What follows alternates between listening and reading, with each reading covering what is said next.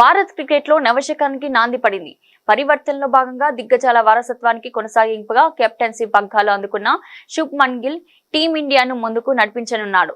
25 ఏళ్ల వయసులో test captaincy అందుకున్న గిల్ పై భారీ అంచనాలు నెలకొన్నాయి. చివరిసారి 2007లో ఇంగ్లాండ్ లో టెస్ట్ సిరీస్ గెలిచిన భారత 18 ఏళ్లుగా సిరీస్ విజయం కోసం చకోర పక్షిలా ఎదురుచూస్తున్నది. తొలిసారి అజిత్ వాడేకర్ సారథ్యంలో 1971లో సిరీస్ గెలిచిన భారత్ కు 1986లో కపిల్ దేవ్ రెండోసారి విజయాన్ని అందించారు. ఆ తర్వాత mister dependable Rahul Dravid captain గా 2007లో ఇంగ్లాండ్ లో India test series ముద్దాడింది.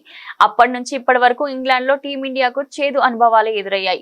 పచ్చికతో కలకల్లాడే England పిచ్లపై Duke బంతి చేసే విన్యాసాలు మన బ్యాటర్లు తేలిపోవడంతో సిరీస్ లు చేజారాయి. అయితే గత అనుభవాలను తిరగరాస్తూ గిల్ గంభీర్ కాంబినేషన్ లో కొత్త చరిత్ర శ్రీకారం చుట్టేందుకు టీమిండియా తహతహలాడుతున్నది. ఓవైపు అనుభవం లేవి కనిపిస్తున్న మొండైన ఆత్మవిశ్వాసంతో కనిపిస్తున్న యువ క్రికెటర్లు అవకాశాలను అందిపుచ్చుకునేందుకు సిద్ధంగా ఉన్నారు. మరోవైపు బజ్ బాల్ తో టెస్ట్ క్రికెట్ కు కొత్త రూపాన్ని తీసుకువచ్చిన స్టోక్స్ మెక్కల్లం జోడీ భారత్ ను నిలువరించేందుకు పక్కా వ్యూహంతో బరిలోకి దిగుతుంది.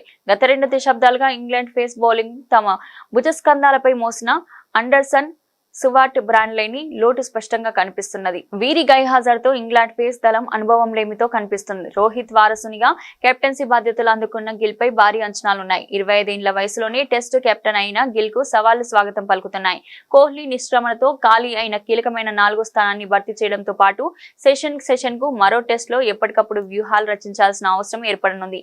ఫేస్ కు స్వర్గధామమైన ఇంగ్లాండ్ పిచ్లపై బ్యాటింగ్ ఒక రకంగా కత్తి మీద సాము లాంటిదే. ఊరించే బంతులను వేటాడుతూ షాట్లు ఆడితే మూల్యం చెల్లించుకోవాల్సిందే.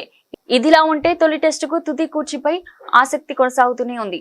ఇంగ్లాండ్ ఇప్పటికే తమ ఫైనల్ 11 ను ప్రకటించగా టీమిండియా ముళ్లగుల్లాలు పడుతున్నది.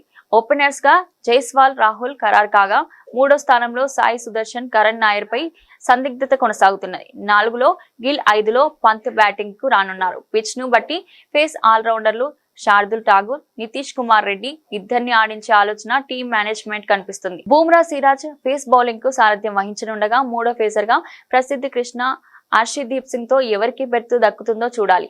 ఏకైక స్పిన్నర్ గా జడేజా తుది జట్టులో ఉండే ఛాన్స్ ఉంది.